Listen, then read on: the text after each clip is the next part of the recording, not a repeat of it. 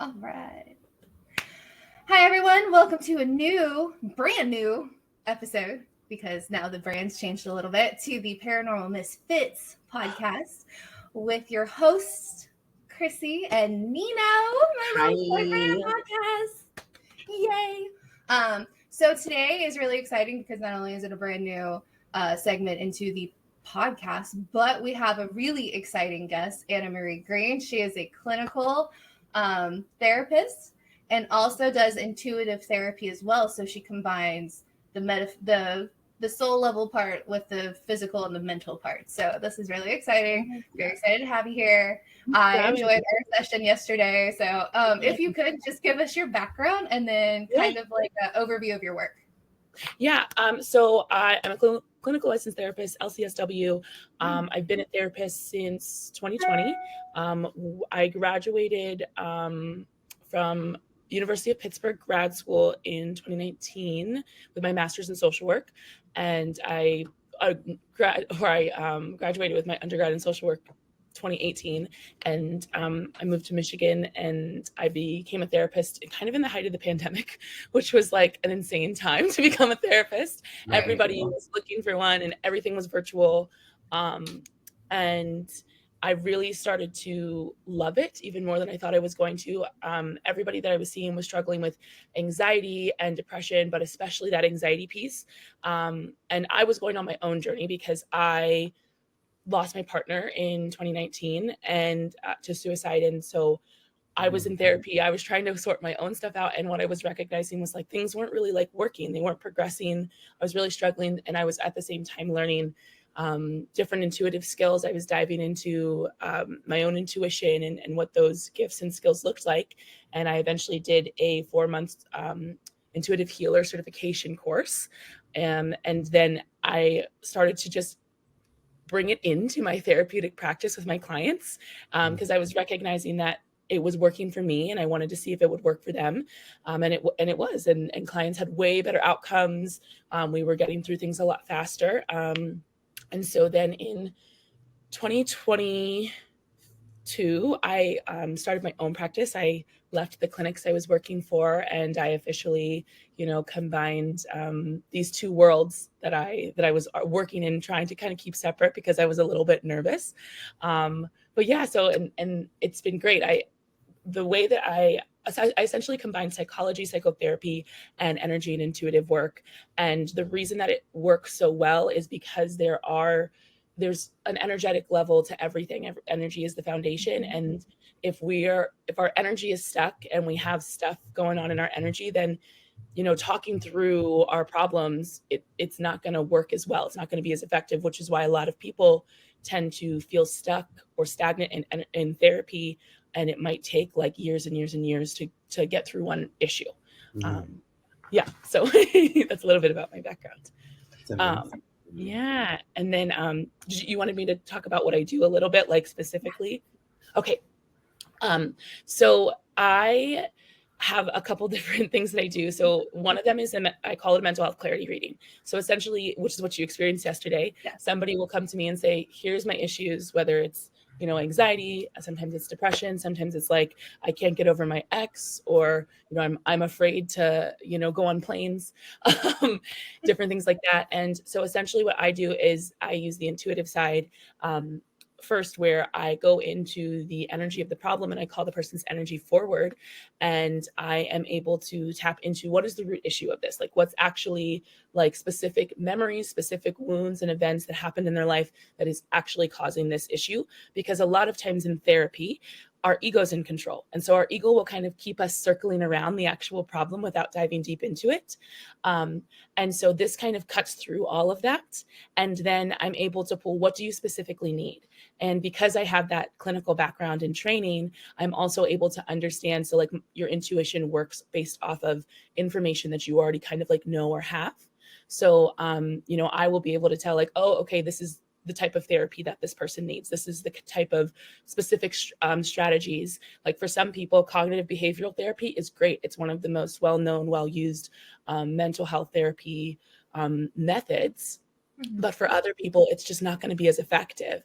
For other people, they need more of like a psychoanalytic, which is diving back into the past more to make different connections. So it makes it a lot easier in treatment and more effective because you're not really guessing like, okay, what kind of specialty does my therapist need to major or specialize in, and then what kind of things do I need to integrate in the everyday, because it can be very overwhelming, and I find that people can get burnt out with trying all these different kinds of things and it not working. So it just streamlines that. And I also understand what energetically is going on with different mental illnesses. So, instead of just, here are the symptoms, this is what you have, it could be because of chemical imbalance, it could be because of a trauma. I'm able to understand what's, going on. And yeah, I understand the science and the clinical aspect of it. And I understand like the value of all the science stuff, but then I'm also able to go in and be like, okay, what's going on a foundational energetic level? Because once you get that, then you're able to do things that are effective. Most of the time, my clients only need, 6 sessions before they're completely like symptom free and they feel a lot better. So long story. It was a lot. That's fantastic. I'm shocked you didn't talk about dessert making. Oh my gosh, I do love making desserts. That is like my I am an avid baker. I make so many things from scratch. That's so funny. I'm an avid eater. That's crazy. Yes, that's perfect. Those are my favorite people because baking is my love language. I love it. Yes. Oh my gosh. Yes. Yeah. I have a whole different like the way I blend energy work with baking. Like that's a whole another like area of my life that I love. So it's so fun. So I will say I took part in the I did the session with you yesterday with the mental health clarity, and I know I didn't show it, like I don't always like, I'm not always an outward crier, but like you were hitting things on the nail that I was like, oh my God. Like I was telling my husband last night, I was like, there were so many aha moments, and I was like, oh crap, I actually blocked that. And then you're like, well, here's the age range, and I'm like, oh, I know what happened then. It's like a direct line, like thread of like, oh, here's what's happening, this is why it's happening. It's very like, and it's funny because you were talking about how you may have great relationships with your parents, but your parents can cause you a wound, and I was like, I have a great relationship with my parents, and then you were like hitting on little ones, and I was like, oh, there it is. Exactly. It happens all the time. I mean, that's something in therapy people will like say is like, oh no, I love my parents are great, I have a great relationship, and I'm like, that this doesn't mean your parents are bad, like, but here's actually what you took, like what you essentially took from them, and how it's affecting you.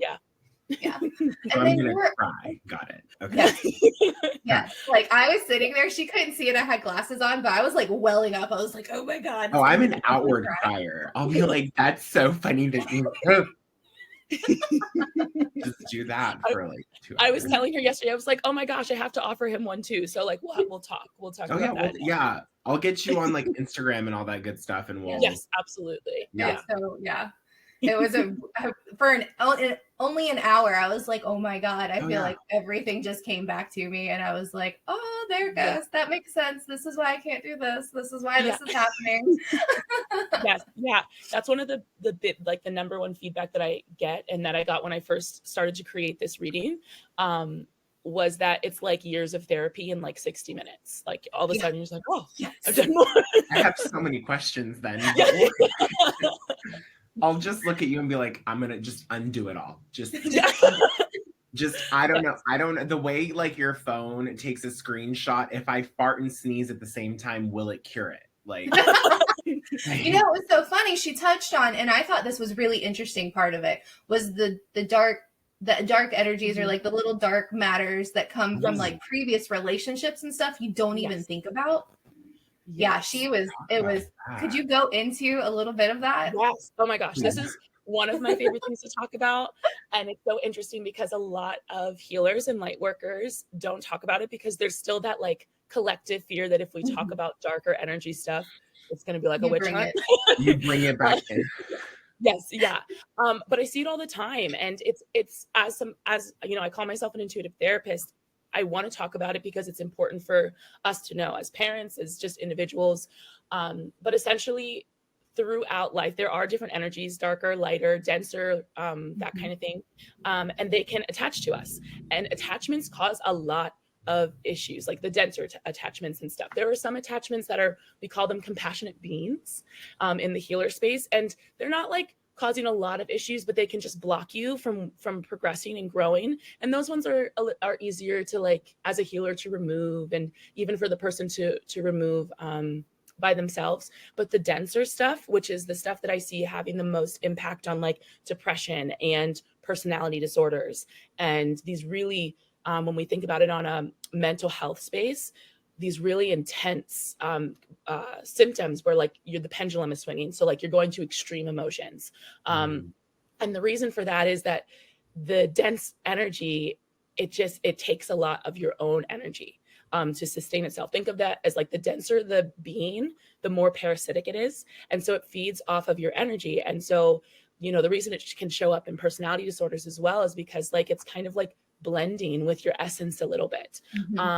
But the way, and because a lot of people are like, oh my, they're afraid of like everything. You don't have to necessarily, I'm not afraid of them. And there's just certain things that you can do intuitively. But one of the things I wanted to talk about is that a big example of how attachments from other people in your relationships can come about, and where I see it the most often, is when we have had a relationship or we were living with somebody who had some type of substance addiction, because substances have a tendency to poke holes in our aura. And if we are using substances as a way to numb, as a way to not feel, then we're using it from a low vibration. So what happens is then we're attracting and we're opening ourselves up to those kinds of beings to come like onto us. Because like as a healer, a lot of people think that like, I don't drink or whatever. And I'm like, no, I set an intention before I drink. Like if I'm going into having a drink, then I want to make sure that I'm in like the right mood, because otherwise the poking the holes in the aura can attract beings. More, and then they you. Yeah. So then when you have somebody who has an addiction, a lot of times they're also going to places that just have a lot more denser, darker beings, and they can bring them home with them. So I have worked with a lot of adults who grew up in homes with a parent who had a substance abuse issue, and they had a ton of dense, dark beings on them. And dense, dark beings also impact our physical health. So I'll see hormonal imbalances. I'll see, like somebody who gets a lot of migraines all the time. Like it becomes physical, especially because it's kind of your energy's way of telling you like there is something within you or on you, or not even within you, but like on you, that is not authentic to you and your natural energy. And kind of like when, you get a cut on your leg starts to bleed, and it kind of, to let you know, and it hurts to let you know like, hey, there's a cut here, that something needs your attention. Don't just ignore it. And so that's kind of what happens with our physical body when something is even energetically off. And also we tend to cord to things. So like if we are cording to a person, or out of fear, or out of something that is essentially like anger, something that kind of drains our energy, it can also attract beings and stuff as well. So it is something that like people don't really think about. I see it all the time with our exes, so people that we have sex with. That is like the number one way that I see a lot, because I work with a lot of women, beings attaching, and they attach to like the sacral chakra and like, or the lower chakras. And so it can be the root cause of a lot of like hormonal imbalances, issues with like our period, just feeling very detached from, our femininity, and our creativity and our ability to create and all that kind of stuff. On a psychological level, this is where there's a lot of identity issues attached to it. It can also be something where this is like a big area for like anxiety to stem from, because anxiety is essentially energetically what's happening is you are it's trying to like protect your soul, right? So it's just like, hey, something is making us not feel safe, So we need to like have this survival strategy in order to protect parts of our soul. And then also depression, because depression is essentially our human self and our energetic self butting heads. So our human self is like to our soul, hey, you're a threat to our physical survival. So like you need to like go away. You need to like do change, go away, shift. And so when you have a being on you, your human self is like, nope, something inside of us is a threat. So you'll see depression a lot. Did I answer? Did I answer That was great. Yeah. I was about to say, I was like, I remember us talking about the exes thing yesterday, and I was like, fucking hell. Oh, yeah. Yeah. Can't believe this. I cut you off a while ago. Yeah. And it's really intense. And I learned the hard way. Well, not the hard way, but like I was diving into, I took a medical intuitive certification course level 2 this summer. And one of the things I was learning about was like blood linked kind of like curses, if so to speak. And so what can happen for a lot of women, including myself, is when we have sex on our period, or you know, blood is involved, and you're having sex with emotion, and then blood is involved, you're creating a blood linked, you can call it a curse, spell, whatever you want to call it, you're creating a blood link. And that, oh my God. Yeah. I've heard about this from different like cultural backgrounds, right? Yes. So like friends with a girl that's like she's from Latin America, and she was like, oh yeah, that's like, it's blood magic, it's sex magic. And I was like, no, we don't have to do that.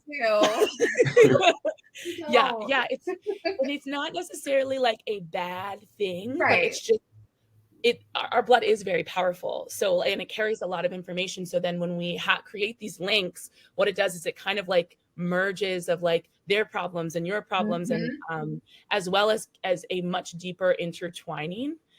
So kind of like, this is where you'll see that you can't stop thinking about that one ex, like decades later, you're like, I don't care about them. Why do they still pop up in my dreams and in my head? And and even where like maybe you start to recognize, like say you are with somebody where some of your issues start to look similarly, or like that kind of thing. So it can create a lot of issues, and it can be very, very draining.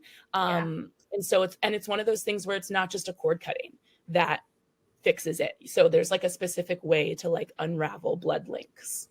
Oh my God. May I ask a question? Like, what if, okay, so like plot twist, right? What if there's a connection to maybe not someone that you were intimate with, but if someone you were like super, super close friends with? Like, so you're saying, oh, sorry, go ahead. No, I was just gonna say, like, not obviously, like, I'm not out here having sex with my friends. We don't do that. but if there was such like a bond between two people in a friendship space, what can that create and negatively? And is there room to also like undo some of those things? Yeah. So you're saying, so if you were you felt a really close emotional connection to a friend, but then you're also realizing that it's maybe causing some more negative feelings within yourself or situations. And like this person and I, we're no longer friends. Okay. But if they still kind of like come up in your realm, and like you think, okay. So with that, I mean, it's not going to be like a blood link type of situation. But with that, it could be several, like, unless like you were doing something where like blood was exchanged. Like checking the fingers. No. Okay. We weren't like testing each other for diabetes or anything. We weren't going down the craft way, you know, like. I am 100% into men. So okay, so there's several things that can kind of happen, and like when you're talking about it, what the download that I'm kind of receiving is like, if the person had beings on them and had a lot of intense stuff going on, like they might have had some like trauma, like a traumatic background, and like, you know, okay. So with that, there were beings, and there are like a lot of, when we experience trauma, pieces of our soul can tend to kind of go into hiding or go missing. And with that, our energy still our body still needs the same amount of energy to function. So sometimes people who have a lot of trauma, who have a lot of beings, tend to be what I call energetic takers. Like some people might call them energetic vampires. And so they're taking your energy, or have taken a certain amount of your energy. And so that like connection or draw that you still feel, even though you're like, this is painful for me to be in this relationship, this is, you know, I don't know why I still feel this, whatever, is partially because there was an element of her taking your energy. And it's not even like a malicious thing, it's just what the energy is doing, but also the beings affect that. And that's where you can kind of have somebody who like is deeply emotional, and like you had built this emotional relationship, but can also seem very, very cold. Yep. And yeah, and yeah. So with this, at least this is what I'm perceiving about this person. No, you are like, have you ever thought about going into therapy and being a therapist? I know. Yeah.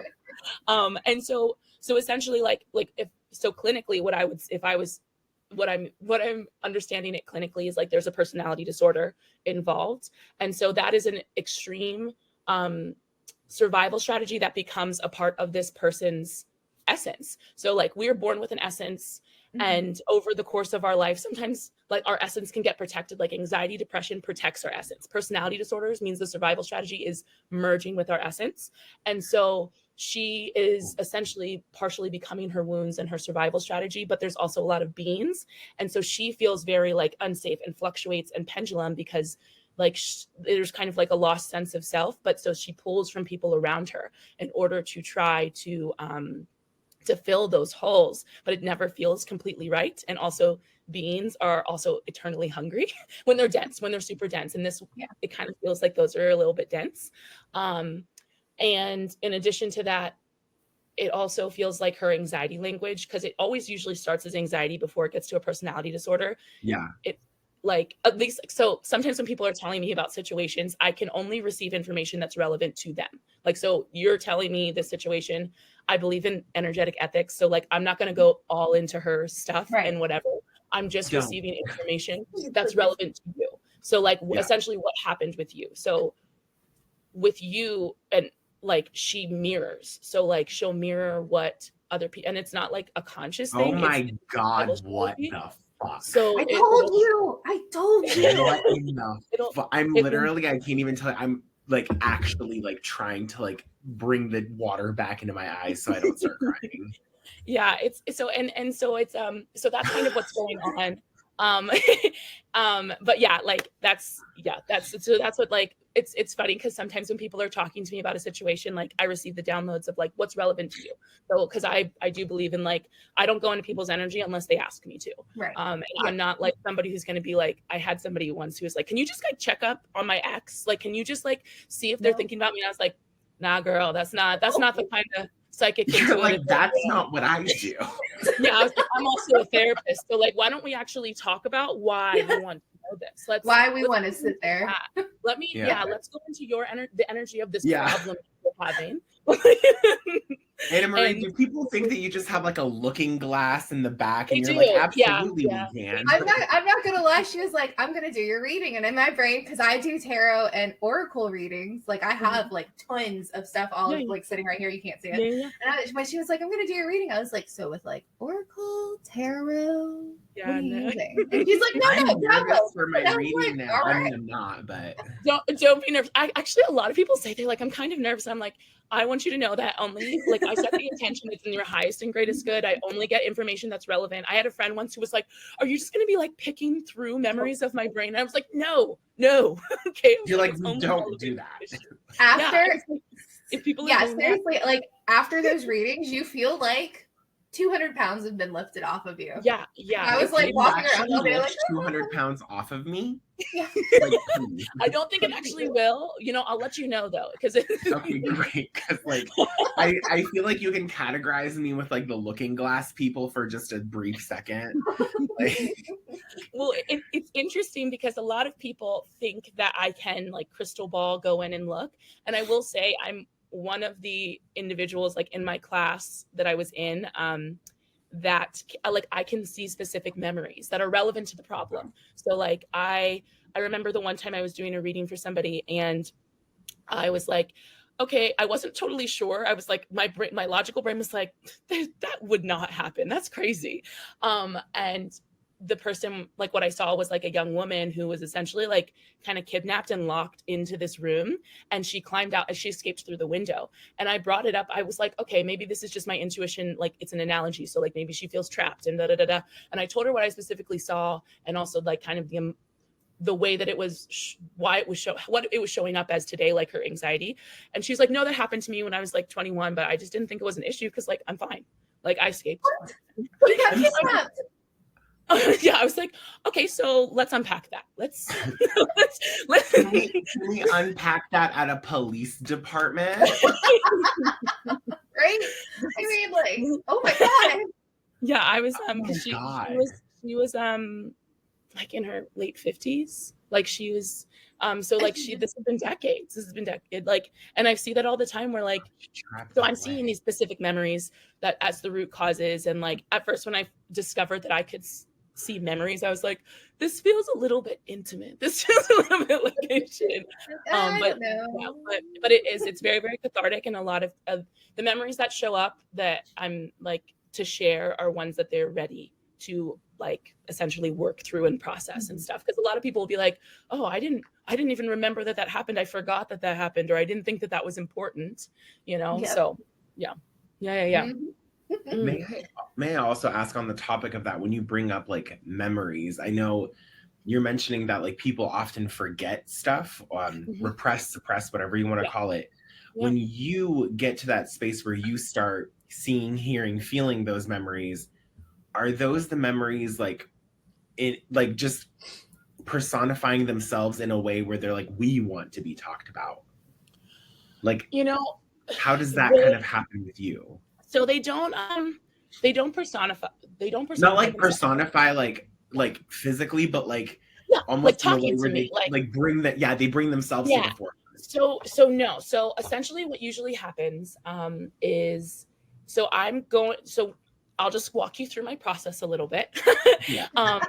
So essentially, I'm calling the person's energy forward. So I go to my place of nature, I meditate, I go to my place of nature, or wherever I feel called to do the healing work. Because sometimes different people require going to different, we'll call them realms, healing realms.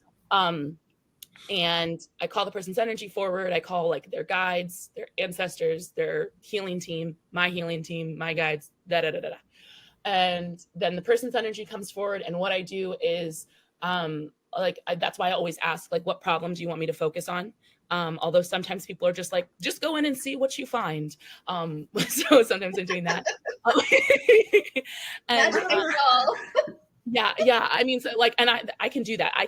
I don't need a name. I don't need like, the only thing I usually like is an age, just because sometimes like I do readings for people's kids sometimes. And it's helpful to have an age because kids' energy is a little bit different. But I don't really need that much information. Like it's kind of just like the intention. But so I'll call the person's energy for it. And then I focus on the energy of the problem. And I literally energetically pull it off of you. So like, I'll like separate it from you. And then I'm reading the problem. And what the problem is essentially like, picture like a ball of yarn. There's multiple different threads and strings. And so I'm pulling those apart and looking at each one. And each thread either has a memory, has information of where it's rooted from, how it's impacting you, the survive, like it has all the information. So like I pull a lot of information in these readings, and it's because it's all like within this problem. So like, and then I'll go back and I'll see, you know, where are the threads of this problem or this memory or this wound or this whatever, where is it sitting on your body the heaviest? Like what chakra is it sitting on your body the heaviest? And then I'm going into that. So like a lot of times when I go back into the chakras, once I find like, you know, here's this specific issue, I'm also able to see like which memories are sitting in your physical body. So that's impacting your nervous system. So that's where I'll also see like, oh, okay, it kind of seems like it was between the ages of 8 or 9. And I'll literally see it like watching TV. So like I'll see a scene play out, like watching TV. And I'm also able to feel like the emotions of the person who is experiencing the memory. So say it's like a memory from when you were little. Like if I feel like I need a little bit more information as to what's going on or like whatever, I'll kind of like energetically put my hands like on the person or whatever, and I'll be able to feel the emotion that's going on and understand how it's also impacting their body, based like using my body as an intuitive tool as well. And then other times it's like their inner child or their higher self or an ancestor that's explaining things to me or showing me things. So I'm very, very visual. I'm a seer. So I see a lot. And then if I need more information, I'll use the feeling. And the knowing, which is like information kind of just drops into me. And then while I'm in there, I'm doing healings too. So like that's another part of the read is I'm cutting these cords, I'm unraveling these like the blood link stuff. I'm doing soul retrievals left and right a lot of times. I'm removing beings. Sometimes it can't all be done in one session, but like, yeah, I'm doing all the things. How long does that take? Like, how much time do you give yourself before you're ready to talk to your... So I will kind of feel into the person, like when they schedule, I can kind of like feel into like, do I need a full 45 minutes or to an hour before we meet to go in there and do the healing and the reading? Because like as I'm getting information, I'm writing it down, because like when you channel, you don't always remember everything. So like you have, like, at least for me, like so I'm channeling, I'm writing things down, the important things down, and doing the healing. So sometimes it's like 45 minutes to an hour. Other times it's like 15 to 30 minutes. It just like, it's very person dependent. I do give myself, like, I block off like 40 minutes. So that's kind of like my standard of like, okay, 40 minutes. And then sometimes like, if it's not enough time, I'll tell the person like, hey, I'm going to go back in there after we meet, and I'll go back in and I'll finish up the healing. So the healing's kind of what I end with. I get all the information first so that I have it for the reading. And then I'll start on the healing stuff. And also because then that gives, sometimes ancestors really like to talk. So like sometimes it like, I'm like, okay, now you can kind of talk to me as I'm doing these healings. And like, and one of the healings in particular is like a cathartic release for ancestors. So ancestors, if they want to get their shit worked on, you're going to be feeling a lot of things that they refuse to deal with and feel in their own life. And so sometimes the healing that I'm doing is like a cathartic release for them. So like I essentially become the channel for them to like release their emotions, and then we cut cords and we do whatever, and they can, chill out, and they're not like trying to put up, not obstacles, but just like trying to get you to learn these lessons. Yeah. Okay, sorry, that was like a whole side tangent. That was that was great. I'm so grateful you said. I'm also sorry that my face looks like I'm like this the entire time, because I'm literally like, I'm clinging onto everything you're saying. It's so beautiful. It's okay. Yeah, sometimes I tend to I tend to tangent. So like I was really good at math. Tangent all you want. Like, okay. I love that joke. Yay, this is why I'm also like co-hosting it. I'm just like, Chrissy's like serious and good, and I'm like, I'm just gonna make someone laugh. Like, I love it. So I noticed, and now maybe, well, no, not like a notice. So we know we have a Mercury retrograde. I almost wanted to say Gatorade because of freaking TikTok. Mercury in the microwave. Mercury in the microwave. So I know we have that going on right now, and then we also have the solar eclipse that's happening. Do you ever see like within your readings and everything, or during sessions, that like maybe there's more heightened awareness of a problem that you were like, where did that come from? I wouldn't say like I see like where I'm ever like, where does this come from? Because like I'm also a very curious person. Like at my core, I'm a research girly. So I'm like, oh, I wonder, why does this happen? Like, let me see. I think that's why I like did so well in my certification course, because I was, a lot of people will like, or some intuitives will just kind of be like, oh, this is what I saw. This could mean this, but I'm like, no, why? Why am I seeing this? Why is this happening? What is it doing? I'm just like, I wouldn't say that. So I'm ever like, why is this happening?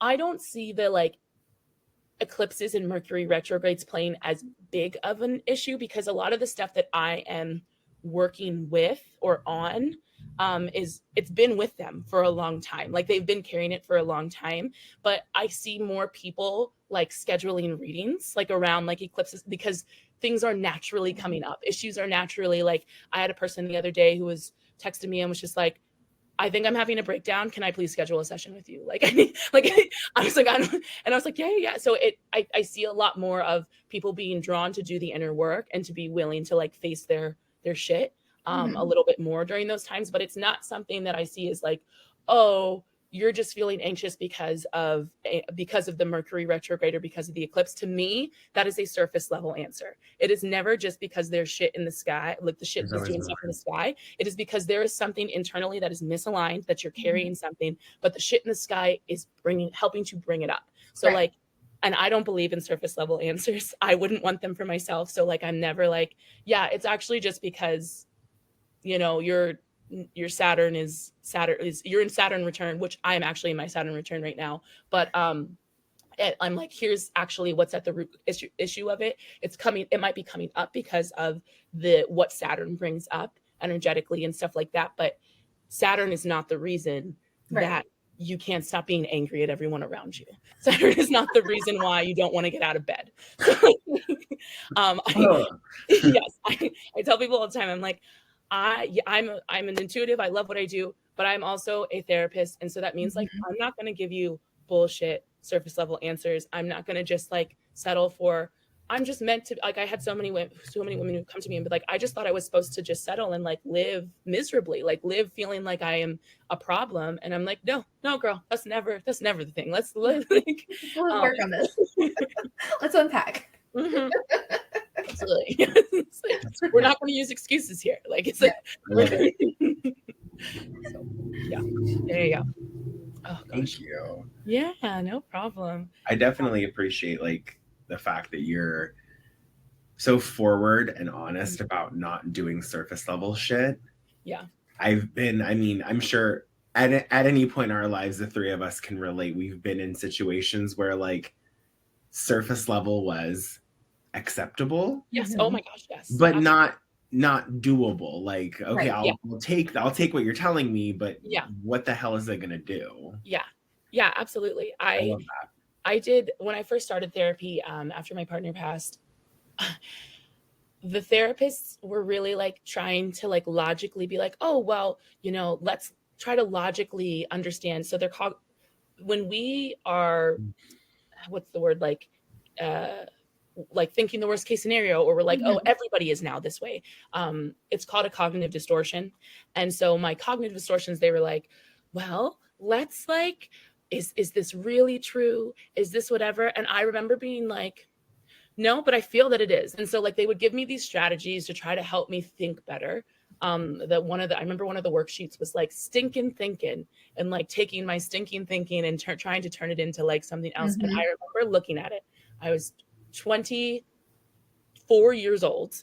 Like I have a 1.5-year-old. My partner just died. I'm in grad school. I'm and I was just like, no, I'm allowed for my, like, it didn't do a thing. It didn't because when you're experiencing these traumas, when you are feeling anxious, when you're feeling depressed, the logical brain isn't necessarily the problem.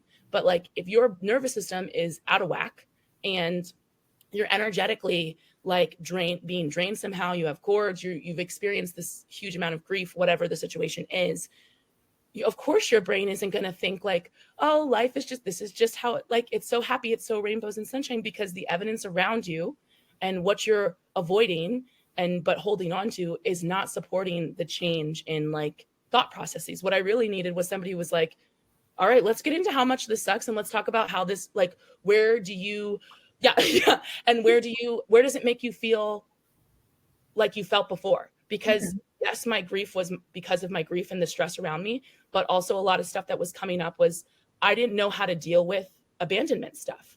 And him passing away, especially with the way that he passed away, hit my abandonment wound so hard that like I was not able to emotionally function for like at least a year until I found a better therapist. Like it was just, so, and then, Can Chris, you ask a question if you want, but I have like a very specific Go for it. I don't have any questions.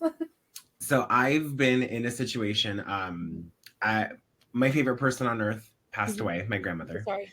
And when I tell you, I've studied psychology and I've learned like, there's a patient-therapist relationship. Yes. When I tell you, my therapist sucked ass, literal doo-doo, because I just felt like what he was doing was giving me like the grad school practicum applications and shoving them at me without actually like, I'm telling him, I'm like, hey, I think I'm becoming addicted to melatonin. Okay. I think that like all of these things are happening. And he's like, well, we're going to like write a letter and you're going to set it on fire and all of this stuff. Like, you're just going to release that trauma. Like, I'm like, but friend. Yeah, I have thoughts. I mean, I have thoughts. No, like, so talk about like what it means to be able to like connect with a therapist. Yeah. Go so, connecting with a therapist. So it really is a matter of like, so for me, I felt so raw and seen, and like somebody who like sees through your masks, who's not just, and not somebody who's standing like with you, not just like, okay, let's do these things so that you can actually just like get back to the trying to live life the way that it was before this tragedy happened, or like, you know, before.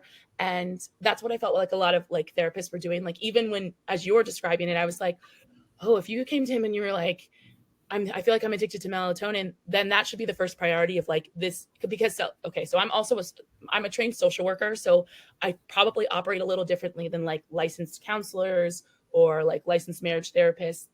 We learn differently, different things. So I would have been like, okay, let's talk about this. Let's break this down, instead of we're just automatically going to blame it on the grief, and let's, you know, do this ritual. The ritual is actually very cathartic. I've guided clients to that, but that is never where we start. That's never where we start for stuff. And so you want a therapist who challenges you, and who essentially like you feel seen by.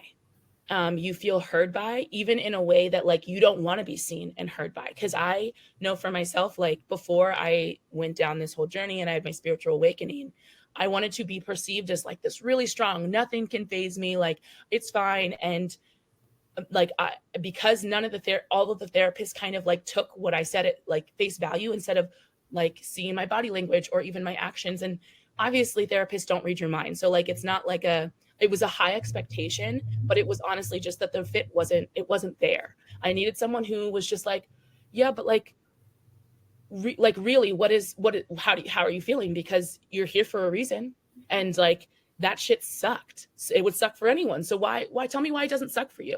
Like, and who really just like kind of, you know, ask that kind of question. And that's what I would do. Like if somebody was like, oh no, I'm fine. Like, yeah, I'm sad, but like, it is what it is. And was very like kind of stonewalling me. I'd be like, oh, well, you seem to be doing really well. Tell me, like, why do you feel like you're doing so well? Like, why does this not feel, why is it just, it is what it is for you?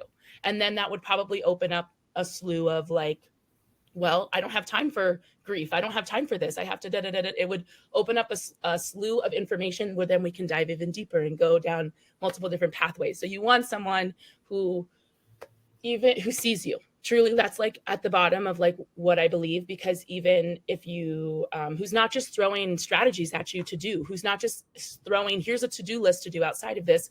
When your nervous system's dysregulated, you're grieving, you're anxious, to-do lists don't help. Oh, no. So, like having an intuitive therapist, if you can manage to like, you know, find, because I know that there are other therapists who are intuitive, and I'm training some people to do what I do. If you can get that, it makes it a lot easier, because then they're going to be able to see you on the soul level of like what's actually going on and meet you where you're at. And that's another thing. You want a therapist who meets you where you're at, who listens to like where you want to start. I don't care if they're like, oh, I think we should start with like the anxiety. If you're like, hey, I think I'm addicted to melatonin, which tells me you also are struggling to sleep, that you are unable to sleep. So like that's where then we should focus. Like, and I can't speak for all like therapists, but I know like social workers were trained to like look at the whole, all of the shit, like not just the clinical, you know, and panic attacks and whatever. We're looking at all those different areas of the person. So, thank you. Yeah, no problem. I hope that was helpful. No, that was okay.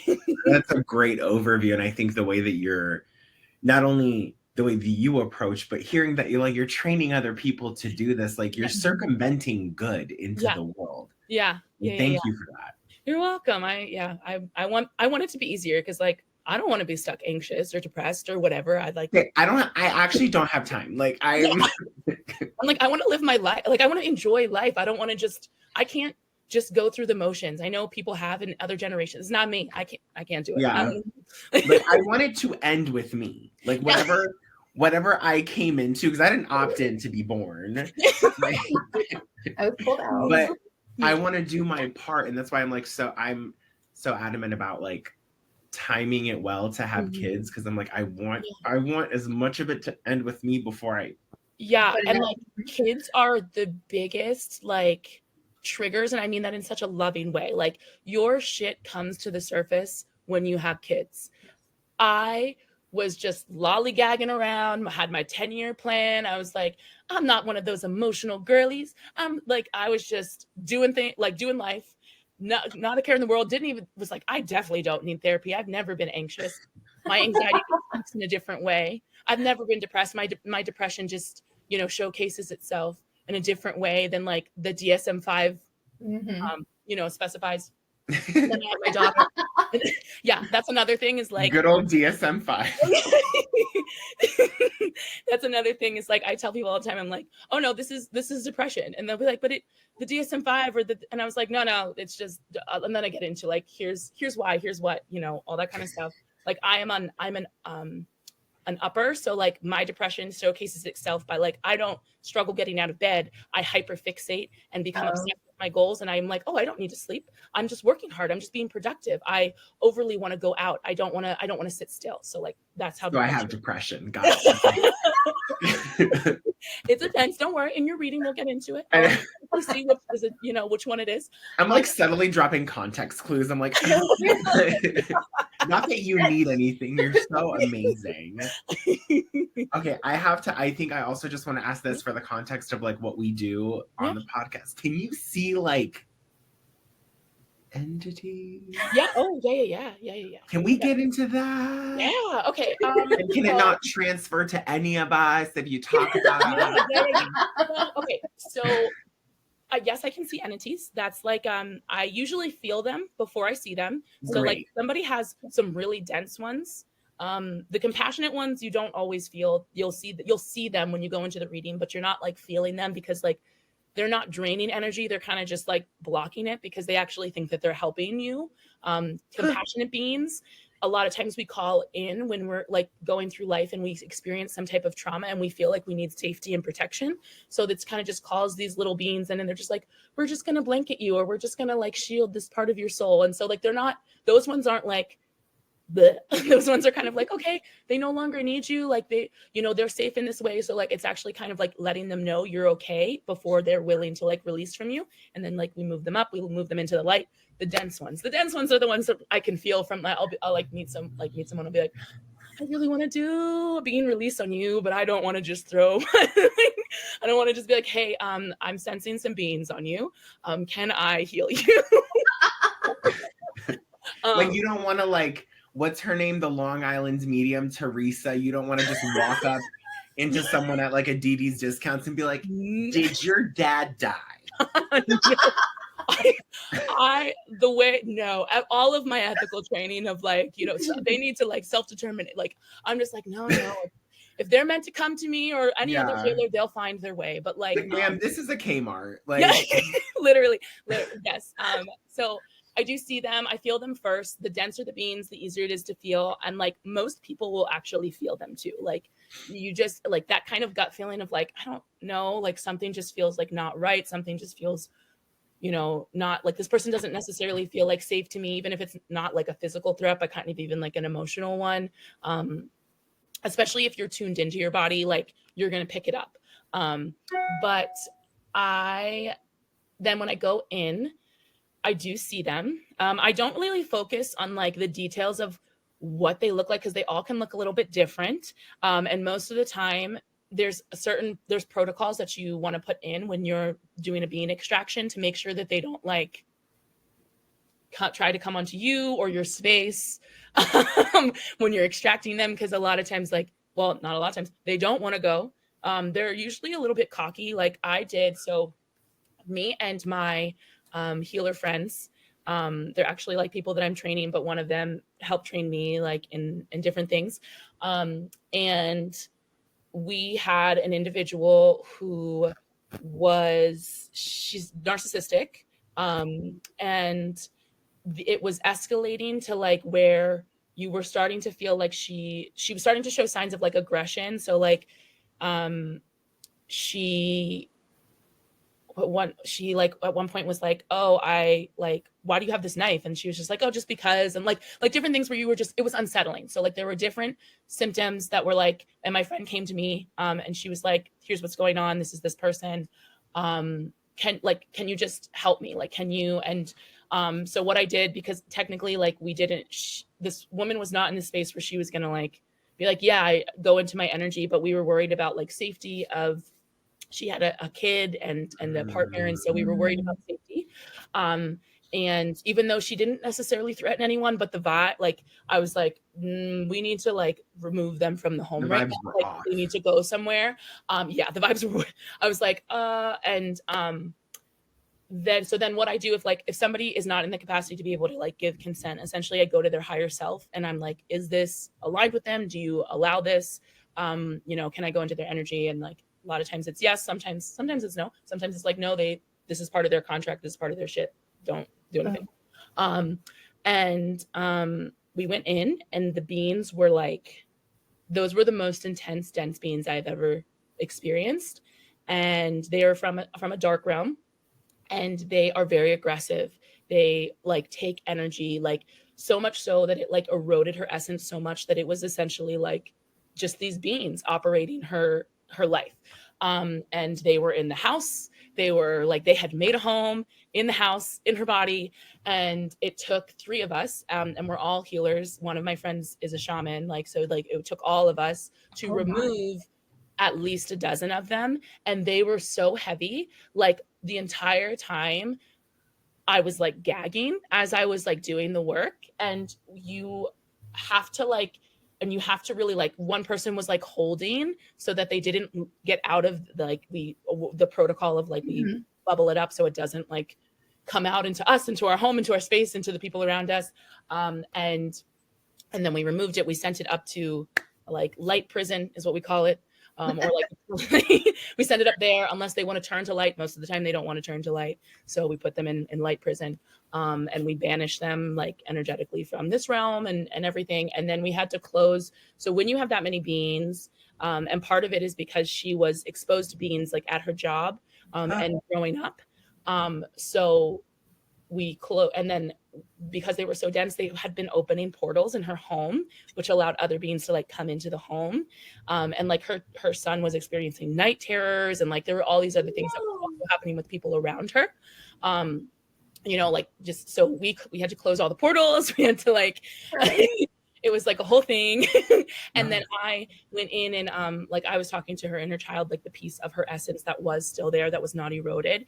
And like we had to like pulling light energy back in to like, because what happens when you have somebody who has that many beings on them and they've been operating so long like that, when you just remove them and you're not pulling light in, the body is going to have a severe reaction and it could actually regress. So you want to make sure you're pulling light in, as well as grounding and protecting and stuff. So and those beings were like, I don't know how to describe like what they looked like. Some people will actually get the details like of like, oh, they might have looked like this. For me, I see them as just like just picture like a giant that is so dense and heavy. And like I'm trying to think of like a movie where like the Harry Potter troll and Sorcerer's Stone.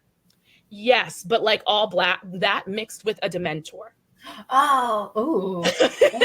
Respectfully, fuck. And not everyone, like most of the time you're not gonna experience those kind of dark energies, because there has to be a level of your energy is like at that level. So like, if you're not grounding, shielding, protecting, and you're just kind of like surrendering to those, like, yes, it's gonna attach and stuff.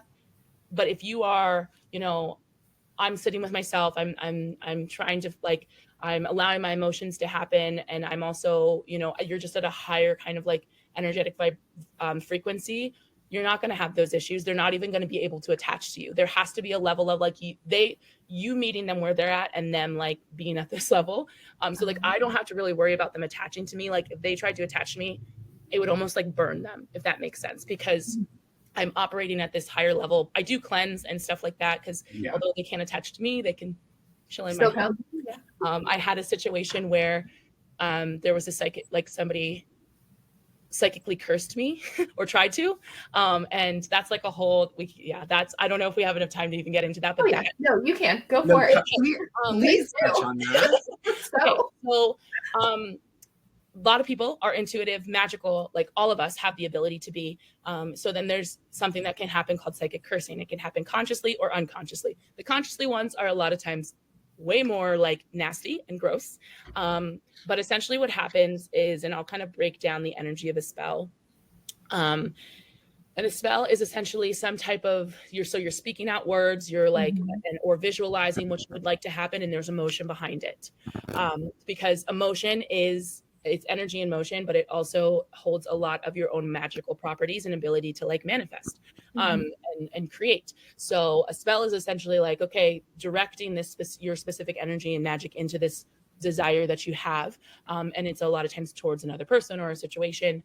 And like people do spells all the time. They just like prayers in them of themselves are just spells, like the source, like I want this thing to happen, or please, blah, blah, blah, blah, blah.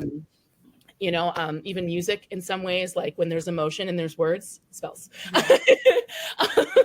We gonna get into that in a different episode. Yeah. Oh, the energy and the spell magic of music. Oh, I talk about my masking and all that.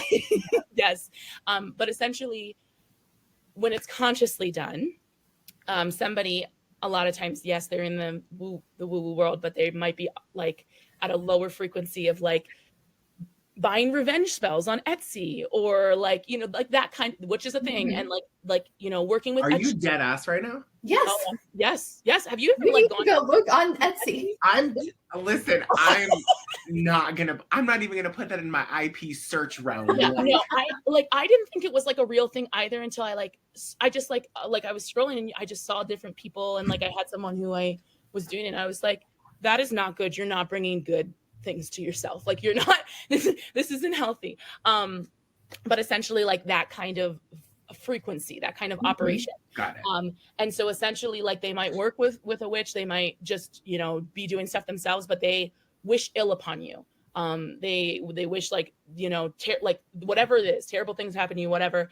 And so essentially what happens is like energetically that like comes to you. So it's called a psychic curse. And a lot of times what happens is they end up sending beings to you. And it can be very, very intense, and it can cause you to feel very depressed. It can cause you to feel very blocked.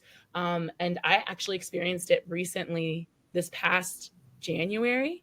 But, and what happened is I actually like took it from somebody that I love. Somebody was actually trying to like psychically attack one of my family members. And I am a very, like my energy, I don't even know how to describe it, but I'm very protective, even energetically, of my family. So like I'm always shielding them. I'm always grounding them. I'm always like making sure like my parents' home is like on lock. Like I'm always like just whatever. I'm just like all of my siblings, all like my parents, everything. And so I took it on for one of my siblings, and it was the gnarliest thing. And it was like there were these beings, and I knew something was off. But I thought I was like, maybe I'm just like going through a really hard time, like a dark night of the soul type of thing. And I was telling my friends, I was like, I just like, this was the only time I've ever experienced like depression where I was like, I don't really want to get out of bed. Like, what am I even doing? Like, which is not me. Like, I'm always like, if I am depressed, I'm like, okay, we're going to work out for like 4 hours. And like, then we're going to do all these things. But it was a very different experience. And one of my friends was like, something like, I was like something isn't right. And they were like, somebody is like maliciously like attacking you energetically, and like get your ducks in a row and type of thing. And then my daughter, actually, we were sitting in bed the one night, and it was in the morning. She came over to my bed and she was like, hey mom, she's like, how do you know, like how do you know our house is protected? And I was like, what do you mean? she's like, like how you always like we grid, like I teach, because I teach her how to shield and grid and everything, and she's like, she's like, I see our grids, but like, how do we know that it's like working? And I was like, well, because we shielded and we gridded and we set intentions and we work with the archangels and I went into that whole thing, and she was like, well, some spirits have been trying to get in, and I was like, okay, tell me more. Like I was like a little alarmed, but then but I was like, okay, tell me more. Like what kind of spirits? And she was like, well, I was like, are they like nice? I was like, sometimes, we can have angels and stuff that come, and she's like, no, they're not like really nice. And I was like, and then I was like, well, do you mean like souls of, yes, because she called them souls. She's like, and I was like, do you mean like souls of the people that like come into our home, like, Mr. and Mrs. So-and-so? And she's like, no. And I was like, okay, so like, tell me about them. What do they look like? What do they feel like? And she was like, well, one is the soul of lava. It burns you. It burns your soul. And she's like, and then the other one is the soul of rock, and it makes you feel so heavy and it like crushes you. And she's like, and the other one, what was the other? There was a third one. Oh, of sand. And it just kind of buries you. And I was like, oh, and where did you like see them? And she was like, they were trying to get in, but they couldn't get in through the window or through the house. So they've been like kind of like waiting like outside the door. They're trying to get in. They've been trying to get in for like a couple days. And I was like, I immediately called my friends. I was like, no, I need help. I was like, I need backup. I was like, if Scarlett, like because I'm very, very protective of her energetically. And so like, and she's very, very intuitive. Like she just sometimes she said, like, she'll talk about, she was like, remember when we were back in God, Mom? And like, and I'll be like, sure. But so when that happened is when I like, it kind of snowballed of me like talking to my friends, and we did a whole like thing of my house and we cleared it out. And it like, that's when I found out specifically who, I knew right away who it was. Actually, like intuitively, I was like, oh, it's this person. And so then it was a level of, because you can shield and protect. Like this is not something where I think a lot of people feel like if they even learn about this stuff, that means that they're susceptible and there's nothing they can do about it. But things like grounding and shielding, if you are somebody who is not like in the woo-woo world, but you're like religious or like Christian, like your prayers and things like that are the same as like setting those intentions and grounding and shielding and like grounding into your prayer. So not just like, okay, please protect me, but like adding feeling into it. And you also just like want to be aware. Like, so one of the issues is if you're leaving your body a lot, it makes you more susceptible to beings. So like when you don't feel safe in your own body, when you feel like you can't take like experiencing the world, which happens a lot, it can just attract different beings. But you also do want to make sure, especially if you are somebody who is more spiritual, intuitive, you're doing energy work, you want to make sure your house and your home is gridded and shielded and protected and rooted into the earth and light energy, because those beings are like no joke. They're no joke, and they can be very, very sticky. And then if you feel like you still need help, talk to a healer, a curandera, a shaman, anything like that. And if you are somebody who is buying Etsy revenge spells, I highly, highly suggest you don't do that, because it's also opening you up to the beings and to darker realms and darker, like just energies and entities. Oh my God. I mean, I'm not doing that, but I can like imagine. Yeah. It kind of like it's just, it can plunge you deeper into the issues you're already experiencing. So did I answer like your question about beings and like psychic person and like, okay, I just want to make sure more than expected. Okay, good. So then this is a little on topic, off topic. So obviously we talk about paranormal and stuff. So I always wondered this about like paranormal investigators. So like for people who maybe move into like an old house and maybe they don't know it's haunted, but then they do get an attachment. Like, is that kind of like in the same realm as like the beings and everything? Okay. Yeah. That's exactly like the same type of thing. And that's why I won't buy a house with a basement or an attic. Yeah. For me, I'm just like, so I have a friend who specializes in clearing houses. Like she's worked in like the home Airbnb industry, and she's like, so I was like, I'm not buying a house unless you've energetically checked it out. Right. Period. Like I was like, you're gonna go in energetically. I was like, and she's like, girl, yes. And I was like, and then you're gonna like cleanse it. Cause just like, but I will say when you do buy a house, or when you move into a new place, they always tell you like clean it before you move all your shit in. Like you clean it. That is a very important step energetically. Like scrub. Yeah. So like, you know, you're washing the walls maybe before you move, put your pictures on, and you're washing the floors before you move your couches in, and you're vacuuming and whatever. Do that. Not just because it's clean and, you know, and it's good to do that before you put all your shit in there, but because it washes away the intentions, any like emotion from the people that lived there before you. If there are beings that are not like dense and stuff like that, it's also going to like push them out. Like open your windows while you're cleaning. Like there's a reason that some of those, you know, practices that, you know, we think of like our great grandmother always opened the windows when she was scrubbing the floors and the walls, and like it made the house cold, but like it gives the energy a place to go, to leave. So you want to do that, and that helps you to make sure you're not like chilling with other energy or beings, like compassionate beings that are left over from somebody else's.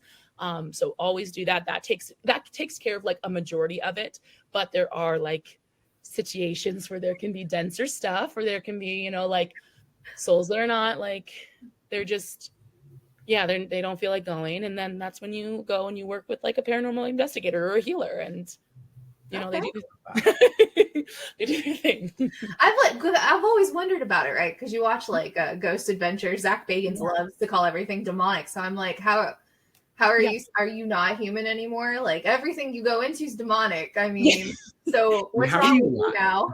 Yeah, I mean, for that, there are certain people who just like, their purpose on earth and their energy and their soul is so like, A, so protected, but B, like their higher self is able to like really like protect them from it. And so most of the time those individuals have lived past lives doing similar work, or like they're able to pull from kind of like a past wisdom, and so they don't need to consciously do that stuff. Like my best friend, her soul is like so advanced and has lived like whatever, where like she doesn't have to really like do all of the grounding and shielding that I do. Her soul just chose that like, hey, I don't need to do that. Like this lifetime, it just happens. Like she doesn't get beans on her, doesn't whatever. But there's those of us that kind of were like, we either really liked it and it's part of what we need to learn to live out our soul purpose, or maybe when we get down here with free will, we made certain choices that, you know, kind of veered us off. And so then we find ourselves in environments that are very, very like, and even, you know, the best well-prepared person, when you are thrown into an environment where it's very like dense and things like that, like there's still a level of like, okay, just like protect me, like setting that intention and stuff. So just like keep me safe. Yes, exactly. How often do you find past lives have a really big impact on the person currently, especially with like any of like their maybe like their mental health issues or physical? All the time, in the sense of a lot of times where I see past lives playing a role is actually in kids. So from like ages 0 through 21, we are rapidly working through a lot of past life shit. So like when I see kids, like so I have parents who will come to me and be like, my child is super anxious, or they're like this. And I'll do a reading for the child, but like I tell it like I'm talking to the parent. I'm not talking to the child about it. And like you imagine like just talking to a 3-year-old or like a 6-year-old being like, here's what's going on. Like, I don't think they're gonna get it. They don't. So I'm talking to the parent, and a lot of times because like when a kid is going through shit, the parent also has shit. So like it's kind of like a dual reading a little bit. But the kids have past life stuff that is coming up and is impacting their behavior, their fears, how they're interacting with other people. Like I had a lot of kids that I read at the beginning of this, like, well, I guess before the beginning of the school year last year. And a lot of them had past lives as indigenous people in South and Central America. And a lot of them were like warriors who had failed, like not failed, but like who could not save their family and their community from colonization. And so how that started, how that was playing out in this lifetime, like early on, how they were trying to work through that is essentially like hyper aware of like, and not wanting to leave their family, not wanting to go to school to leave their family, and like hyper aware, not really struggling with like making friends because they just didn't trust people outside of the home, outside of the community. They always were overthinking people's intentions, this like wave of kids is very intuitive and is working through a lot of stuff. So like I think that's also why there's kind of this like, I'm seeing a lot of kids who have experienced this, or have like past lives in that. And so it plays out in these different ways, but we're just seeing it like psychologically, kids who are unable to focus. So a lot of kids are diagnosed with ADHD. I don't believe in right off the bat diagnosing them with ADHD unless things are like so extreme. For a lot of it, it is either anxiety, like or the caregiver's anxiousness and unprocessed traumas, or it could be past life stuff. That like, so when you're in fight or flight and you don't know what the threat is coming from, think about like if you were being chased or hunted and you didn't know where the threat was, you just know that they were out there. You would be like looking at everything, looking in different directions, focusing on trying to hear, trying to see, trying to smell, anything that might give you an edge. That is what it is like for kids who have like past life stuff where, people were harmed and we're supposed to work through it before the age of 21, because that's when we start really solidifying in like this path and purpose for ourselves in this lifetime. And so we have to kind of get through the other shit.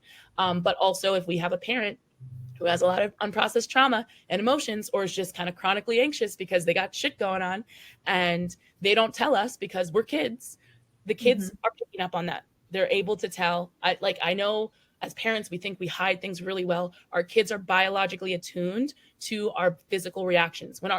There were multiple studies done that when a like 2-year-old was across the room from their parent and not like playing with a toy, not even looking at them, and the parent received a stressful text message, like something that stressed them out, and the parent's heart rate increased, the child's body mirrored the same exact movement, the same exact like heart rate. So just on a biological, even if you want to take the woo out of it a little bit, your kids are attuned to you. And so, but when they don't know what the issue is, then they go into that, okay, the threat could be anywhere. I don't know what it is, but I know that mom doesn't feel safe. And so I can't be safe. I can't feel settled because of that. So that's where I see a lot of past life stuff come up.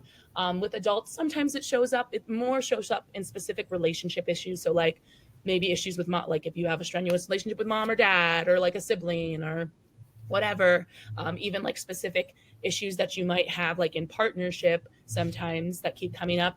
It's usually past life linked, but I don't see as much like past life stuff with like our mental health symptoms as much. It's more kind of like patterns. So when you kind of see specific patterns, there's a lot of times where you see past life stuff.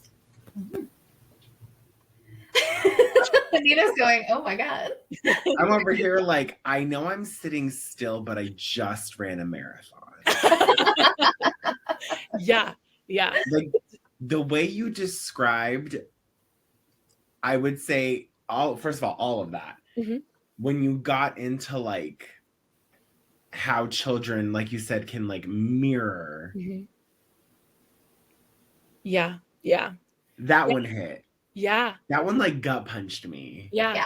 And like people don't think about it, but like it's definitely like if you think about it that way, like they don't even have to be looking at you and their body is mirroring you. So imagine when they are observing you, when they are looking at you. Like my daughter knows. One time what did I do?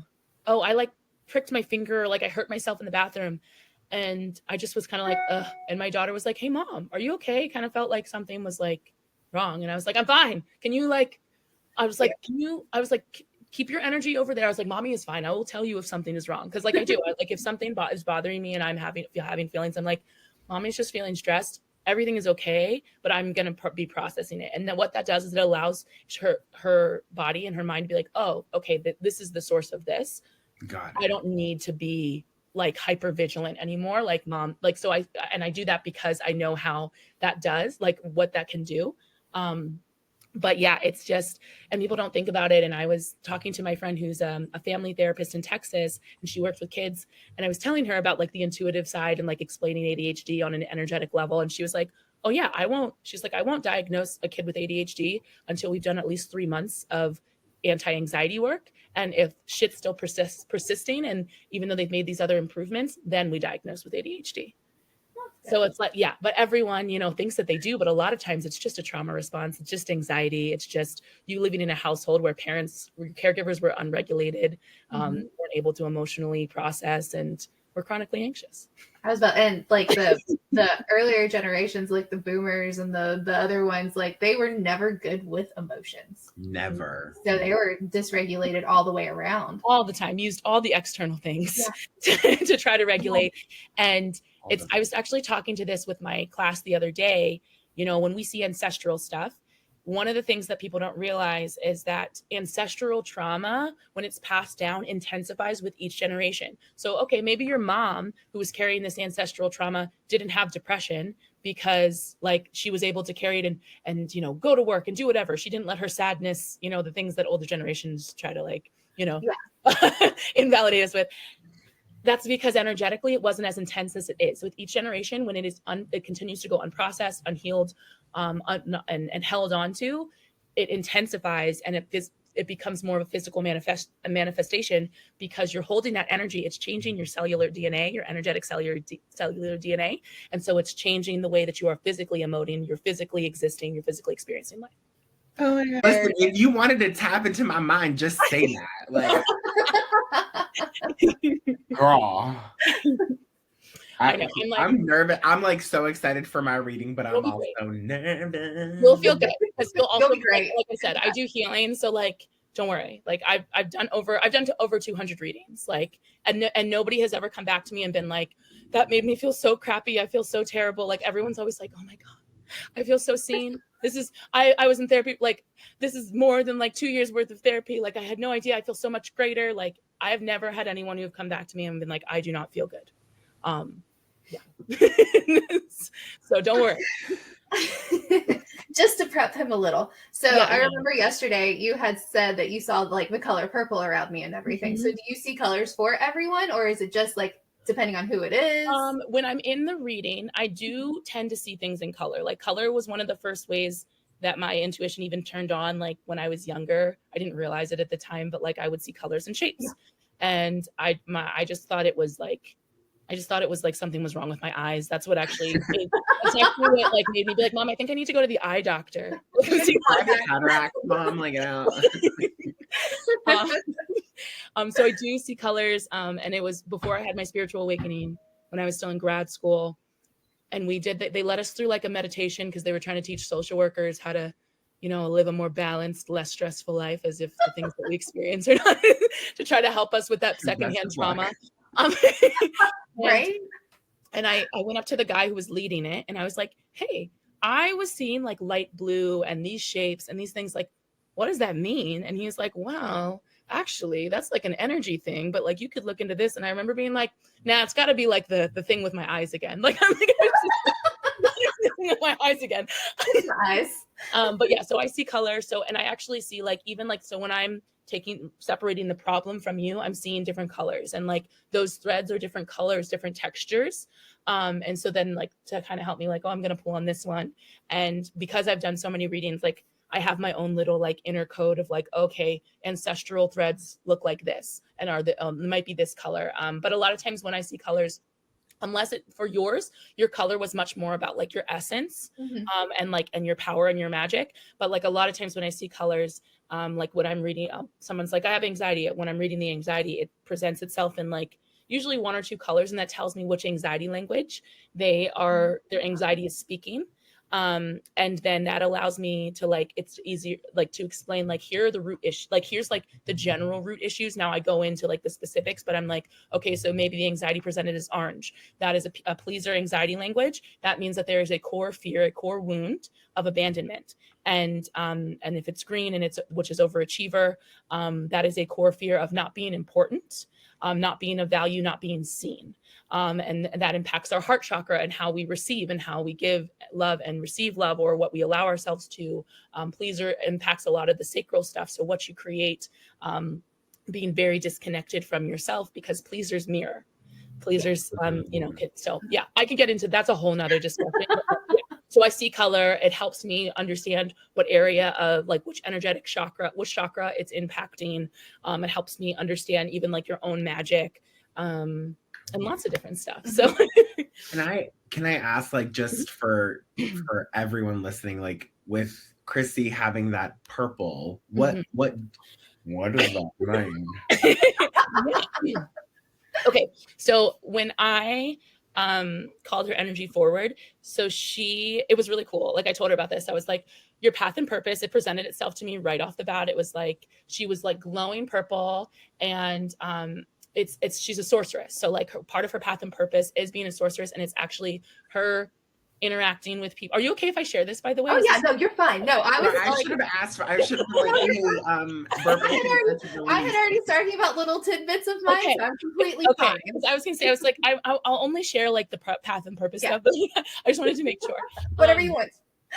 So the purple is very much about her magic, and purple magic, when it's associated with the essence, tends to be like trigger spiritual awakenings in other people just by like her existing in their realm. So like it helps their magic come to the surface. But what can happen is a lot of times with individuals who have this kind of like purple sorcery energy essence, is that people will either be really triggered by it because they're so afraid of their own magic. And so, you know, they'll be like, no, I can't believe that. Then people can act very rude or volatile. And because when we are when they're afraid of their own magic and your energy naturally kind of awakens that in them, they have to they have to shove it down some way. Or like people will tend to go through spiritual awakenings around you, tend to kind of like find and dive into their purposes. But that she's one of those kind of like keepers. She's what I would call a key. So keys really help people tap into their own essence and their energy and their magic, subconsciously or consciously. So it was really, really cool. And actually, I didn't tell you, but at the when I went back in to like check on the stuff that we talked about, one of the things was like with all these healings and stuff, you like got your crystal ball back. It was like because of all the like different soul fragmentations of like, you know, experiencing trauma and whatever, your energy couldn't hold like your little crystal ball, your sorcerer ball. But then when I went back in, like, oh, that's so awesome. That's amazing. And so that just means like essentially you're going to be able to do this work if you so choose to a lot easier. Things are going to flow a lot more, and you're going to really be able to tune into your path and purpose. So like when somebody has a crystal ball, they're also really, really good at premonitions for themselves and like staying on path. So that's going to help you with that. Awesome. Oh my God. So that's purple. Incredible. I have a friend who's purple too, and she's the bomb. She's like, she is an astrologer, and her predictions are like out of this world. I'm always like, wow, you're no awesome. pun intended. Oh yeah, no, it was great. Like she was telling me that, I was like, oh my God. And then I was like, funny side note, my favorite color is purple. I love it. I think that's why we bonded pretty quickly off the bat too, Chrissy. Yeah, my favorite color is this little like I'm like lavender. Like He was like, what color do you see around me? Because I can, like, normally if I stare at someone long enough, which I try not to, but we were on podcasting, so I was like, okay. I was like, I see a little bit of, I was like, I see purple around you, which is really pretty. He's like, what? What color is this? Purple is super cool. Purple usually means that you're a key, which means like you tend to trigger people or help awaken them. So yay. I know my husband, it was so funny. I was telling him this yesterday and I was like, she was like spot on a lot. He's like, what? By leveling people up? He's like, I told you all the time you helped me level up. And I was like, I know, but still. But it was just hearing it from a different person who doesn't know me. A person who literally doesn't know me, lives like away, like doesn't know where, like, doesn't know where I live. That's yeah. I was telling that to my husband as to like why like I don't typically like, you know how like your friends are like, oh my God, have like a therapy session with me. I'm like, no. Yeah. Like, you know me, you know my tendencies, you know my life. You can like premonition stuff based off of like pattern behavior you've seen me through. I need someone who literally lives in Egypt. Like someone who literally like I was the same way. I was the same way in the beginning where I was like, I don't want anyone who knows me. And I even like, I am hesitant to read people who like I won't really read my family because it's too close, like emotionally. But like, yeah, I'm the same way. I'm very picky about like where I get my readings and stuff. Like I'm, you know, whatever. But and I was nervous about that too. Like I was afraid that people would be like, well, what if like, you know, because I was reading friends and family when I was first getting certified, because you have to do a certain number like of like hours and practice and stuff. And I was like, well, what if like it's just I'm going based off of information, but I have always been able to pool and understand information about people my entire life.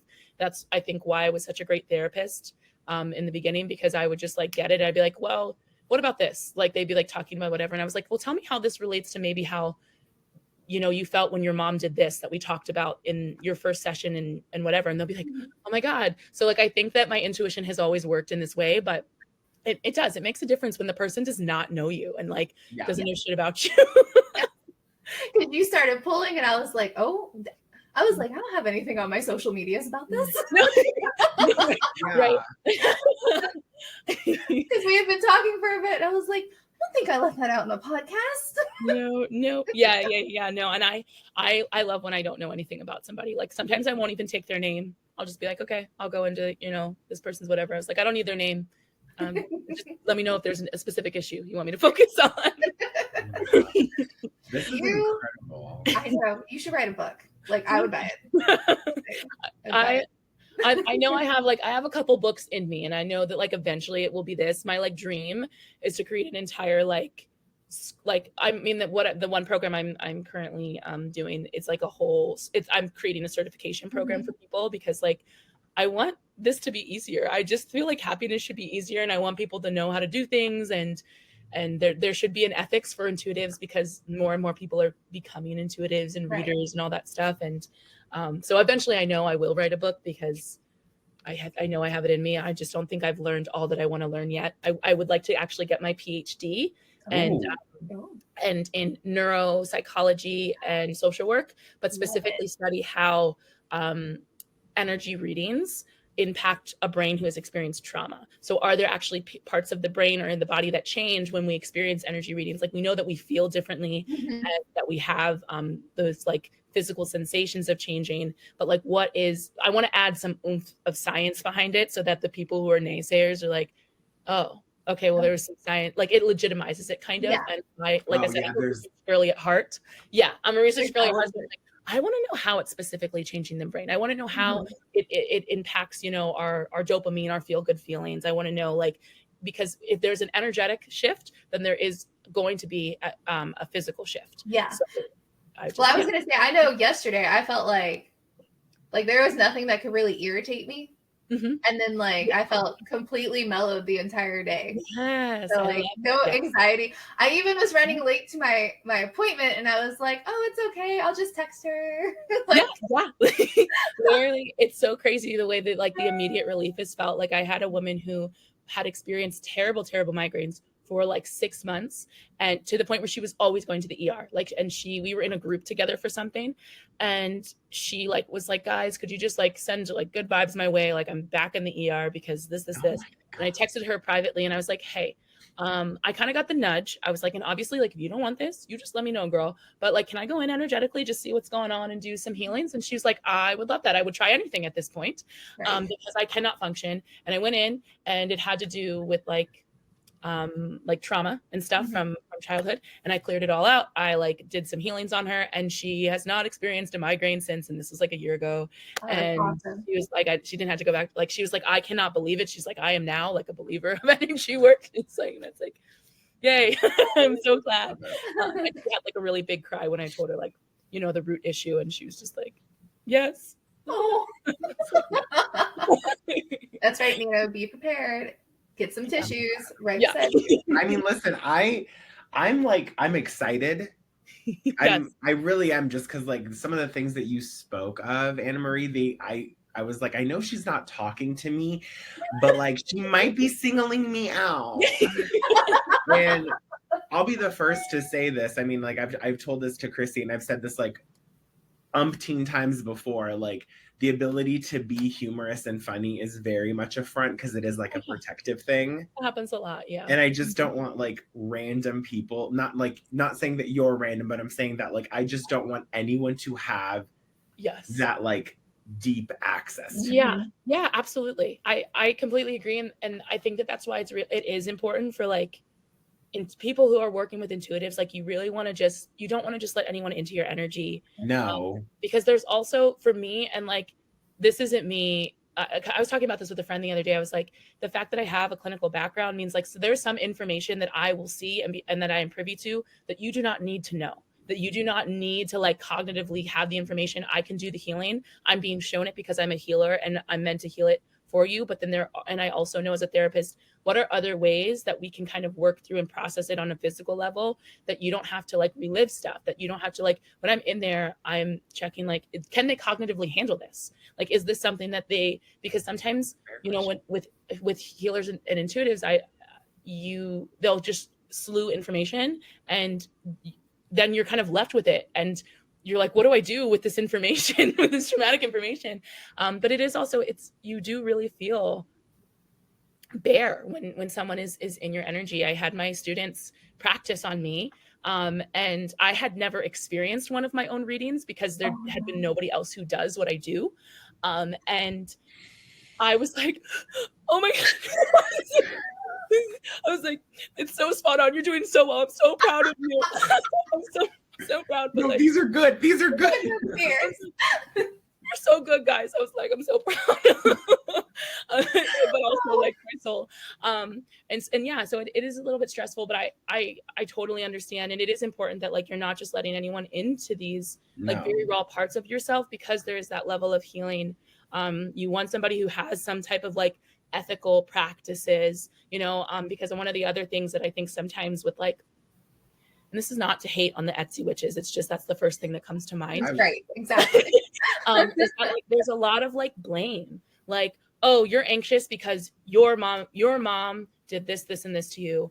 And as a therapist, I don't do the blame thing. I was like, yeah, we make space for it, we validate it. That was wrong, that was not good, that must have been hard for you. But a lot of people think that they have to go and like tell their parents that they were shitty parents, or that this was wrong. Oh, it's going to make them feel better. To change the person, yes, to feel better or to heal it. And that's not the case. Actually, everything can be done internally. We don't need to tell your mom that like, you know, you took on her traumas and like, or that this did this and this. We're going to learn to help you to set boundaries, help you to feel safe in setting boundaries. It's all you focused. And so it's important that you, similar to like when you look for a therapist, you want someone who sees you and who is helping to like teach you healthy habits, but while also making space for you and letting you be seen. So it's the same with intuitives. I don't let just anyone into my energy. There's like, I have like a list of 4 or 5 people that I let read me, and that's it. That's right. You're like, stop it. Yeah. So I totally understand. Don't worry, you are safe with me. Thank you. Like I'm big on like I've experienced my own, and I'm sure like Chrissy has, and you as well. Like there that energy vampire, energy sucker thing in the beginning. That's like such a. I think Chrissy, that's one of the first things we talked about when I was like when I first like podcasted when I first like was doing this. We talked about a lot of that because I'm very specifically protective of myself. Yeah. Don't worry. When we like talk outside of this, I'll also teach you some ways to like, you don't even have to consciously like, if you're around energy vampires, it's not gonna be an issue. Like, because there's people who are energy vampires that I interact with, or like, you know, whatever. And I'm not like, that's not a thing that I even have to like think about anymore. Good, because I still want to continue being a spiritual hood rat. So in case anyone tries, we love spiritual hood rats. Like, in case anyone tries, I'm like, nope. Yeah. You just like it's just I know it sounds very simple, but at the core of it, it is literally grounding, shielding and protecting, and being in your body, like letting your energy be in your body. So like the biggest thing that I see people who are spiritual are like, I really don't want to be around energy vampires, and they feel they have to take these extreme measures, is because they don't feel safe in their own body. So they're still constantly leaving. So they have to do these extra steps because they can't be in their own body. So that means we have nervous system work to do, which is also one of my things. Ooh. Yes. Right. Yeah. Love it. Thank you for this. Yeah. I hope that this was like informative and like, Oh my God, yes. and you guys. Are you? No, I got nothing from that. No, Well, I know that we like veered off of like we wouldn't just stick with like the dark energies. So I was just like, I hope that this was this. Like, this has been great. Like, okay. I thought yesterday that like it just gives more. It's the gift that keeps on giving, basically. Good. I Good. love I'm it. Yeah, it's Can so I awesome. ask you, like, where can people find you? What have you got going on? How can everyone get a hold of you? Plug everything in. Yes. Oh, Okay. yeah. So Instagram is probably the easiest way to get in contact with me. Like you can just slide right into my DMs. My Instagram is at Annamarie F Green. And I'm wearing like a pink suit in my like little picture. It looks so cute. I love it. I'm literally just and perfect. And then what I have going on. So there are three main ways to work with me. So if you just want like a one-off session, a reading, that would be the mental health clarity session. And that is a reading and healing in one. So that is, Chrissy, what you experienced yesterday. And you know what we will be experiencing. Where it's really, really great. It's an hour session. And like I go through and I give you all the information and I do the healings, and then you leave with action steps, because I'm really big on like, here's the action plan so that I'm not just spewing information and you feel stuck here. So it just ends. Yes. Yeah. I'm like, no, here's how, like, this is not where you're going to be stuck. Here are the steps to get out of this shit. And then there is my longer one-on-one container, which is called, it's intuitive therapy.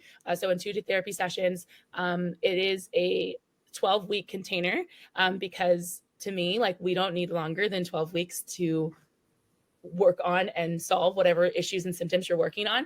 And so we have sessions for those weeks, and then you get like breath work.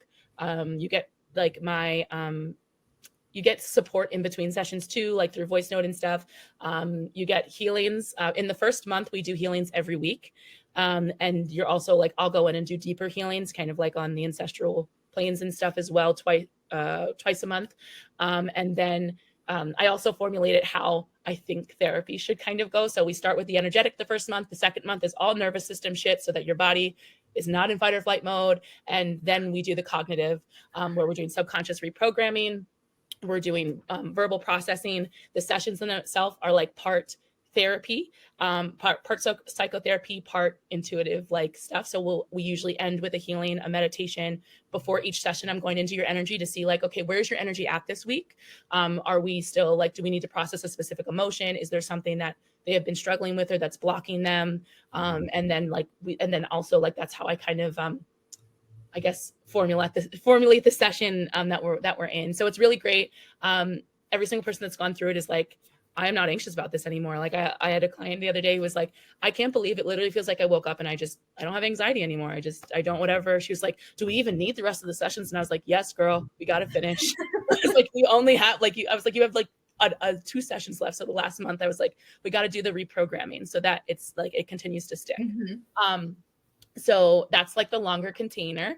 And you like, there's other bonuses and stuff with that too. But then the third way is if you are like a healer, a coach, a therapist, a holistic health practitioner in any capacity, or you want to be, even my social workers out there. I actually have a certification program. It's called Intuitive Mental Health, where I essentially teach you to do what I do. I teach you to understand, identify, help heal, and treat mental health conditions and illnesses. And essentially you're learning where psychology and intuition meet, and how you can use your intuitive skills and your intuitive gifts to help your clients on a mental and emotional health level. I know that there's lots of coaches out there who are like, I'm not a therapist, so like they need more support, but this is a way for you to help understand what they truly need and how you can even serve them better. So I have a massage therapist in the cohort now, and she was like, I'm going to apply it in, this way. And I'm just so excited. Like, it's just a way to be able to help other people more. Or even if you're just like curious because you're an intuitive and you're like, I think, I want to be a coach, or I want to do this. This is a really great foundational skill. And a fun fact is that over 80% of people are looking for a therapist who is spiritual, has intuitive energetic work, or is just like spiritual in general. And only 20% of all licensed therapists feel equipped to support them in a spiritual manner. Oh, wow. There's the need is like everyone wants somebody who they feel their soul is seen by. And so you're really learning how to do that. So those are the 3 ways. It's also a 12-week program. We learn all the things. There's skill work. You'll learn how to undo blood links, all that. Like I teach you all the healing skills. Let's go. Yeah, so lots of fun. Awesome. Thank you. Yes. Thank you for reaching out and offering to come on the podcast. I was so excited when you started like sending me I was like, yes. This sounds amazing. I have it. Like I've always wondered about that space because, we all talk about everyone should go to therapy, even if you're not really like anxious or anything. It's just good to talk to someone. But I think the talking's okay, but I like hitting all of the planes, right? Because we always talk about mind, body, soul, and it always seems like something's always missing, especially in the health field. Because they're always about the physical plane. Yes, and the symptoms. They focus on just trying to get the symptoms to stop, but I'm like, but the symptoms are stemming from somewhere, so shouldn't we address that? So it's almost like the health and wellness space. Fitness coaches are now starting to lean towards like, we want to be the preventative medicine because your doctor's not your preventative. They're just giving you something to coat. Yes, absolutely. Yeah. I talk about this stuff all day because I'm so passionate about it. And I'm like, everyone should know, like, even like in the course, we talk about like the energetics of medicine, like that you'll take for like anxiety, depression and stuff.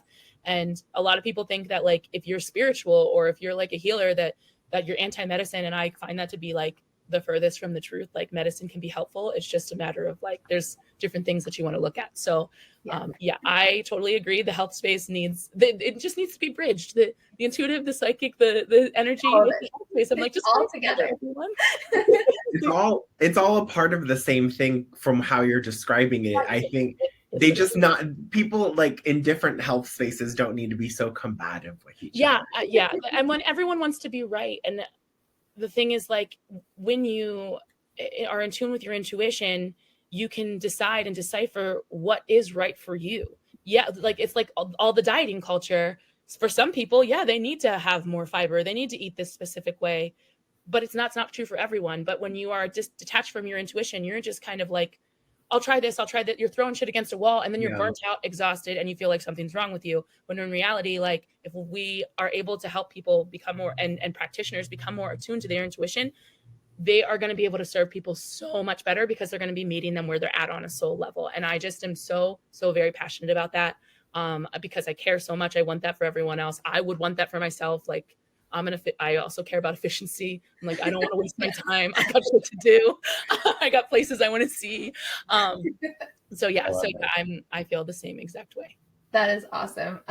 Yes, thank you so much for coming on. It has been such a blast. I'm so excited for Nino to experience. Yes, oh my gosh, I'm so excited. I just got you on Instagram too, so we'll we'll link up. Yes, you just let me know. I'll send you the link. I got you. Perfect. All right.